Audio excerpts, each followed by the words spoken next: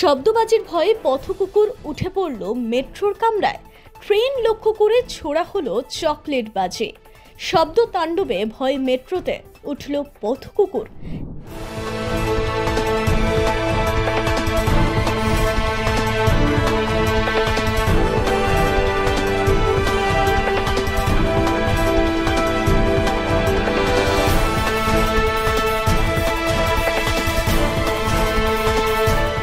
কালীপুজোর উৎসবের আবহে শব্দ তাণ্ডব দেখিয়ে এক প্রকার পালিত হলো শুভ দীপাবলি। পুলিশের নিষ্ক্রিয়তার মূল্য চোকালো শহর কলকাতা থেকে শহরতলি। শব্দবাজি ফাটাতেই ভয়ে মেট্রোর মধ্যে উঠে দৌড়াদৌড়ি শুরু করলো পথকুকুর। চলন্ত ট্রেন লক্ষ্য করে শব্দবাজি ছোঁড়ারও অভিযোগ উঠল।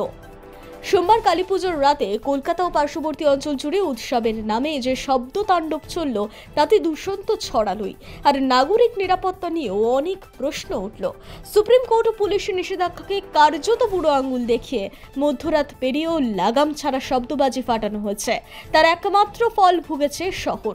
শব্দবাজির আতঙ্ক আর চরম দূষণ নিয়ে এখন সত্যিই প্রশ্নের মুখে পুলিশের ভূমিকা। এই শব্দ তাণ্ডবের সবচেয়ে মর্মান্তিক উদাহরণ দেখা গেল মাস্টারদা সূর্য সেন মেট্রো স্টেশনের সামনে।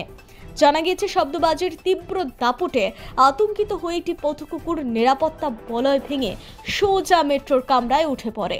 শহীদ ক্ষুদিরাম স্টেশন পর্যন্ত আতঙ্কে ছোটাছুটি করা সেই সারমেয়টির চোখে মুখে ছিল ভয়।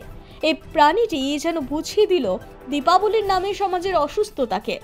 এই ঘটনায় অবশ্যই মেট্রোর নিরাপত্তা নিয়ে প্রশ্ন ওঠা স্বাভাবিক। শুধু মেট্রো নয়, লোকাল ট্রেনও রক্ষা পায়নি। বনগা লাইনে ট্রেন লক্ষ্য করে চকলেট বোমা ছোড়ার ঘটনা ঘটেছে। দমদম, বেলগাছিয়া, দুর্গানগর, বিরাটি স্টেশনের মাঝেও চলন্ত ট্রেন লক্ষ্য করে বেআইনি বাজি ছোড়ার অভিযোগ এসেছে।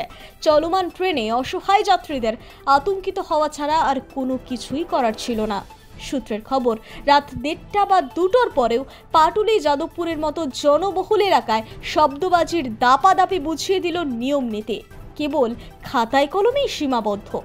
আর বাজি ফাটানোর আনন্দে প্রবীণ মানুষ, অসুস্থ মানুষ এবং পশু পাখিরা চরম ভোগান্তির শিকার হলো।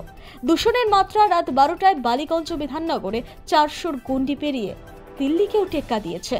10টা পর্যন্ত বাজি পোড়ানোর সময়সীমা আর 40 থেকে 45 ডেসিবেল শব্দের মাত্রা সবই যেন প্রহসনে পরিণত হয়েছে।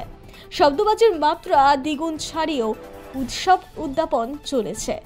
লালবাজার সূত্রে রাত 8টা পর্যন্ত 45 জনকে গ্রেফতার ও 552 কেজি বাজি বাজেয়াপ্ত করার খবর আসলেও প্রশ্ন ওঠে, 8টার পর থেকে রাত 2টো পর্যন্ত যে বিকট শব্দের আওয়াজ শোনা গেল সেগুলো তবে কি ছিল? পুলিশ কি রাত 8টার পর টহলদারি বন্ধ করে দিয়েছিল, নাকি উৎসবের নামে চলা এই তাণ্ডবকে উল্লাস হিসেবে মেনে নিয়েছে? পরিবেশবিদরা মনে করেন, শব্দ তাণ্ডবে শুভ দীপাবলি হয় না। পরিবেশকে সমস্যায় ফেলে এই আনন্দ আসলে এক অসুস্থ সমাজের প্রতিচ্ছবি। এই নিরাপত্তা ভাঙা জরুরি, কারণ নিষ্ক্রিয়তার মূল চোকাতে হচ্ছে শহরকে। Bureau report, digital news Bangla.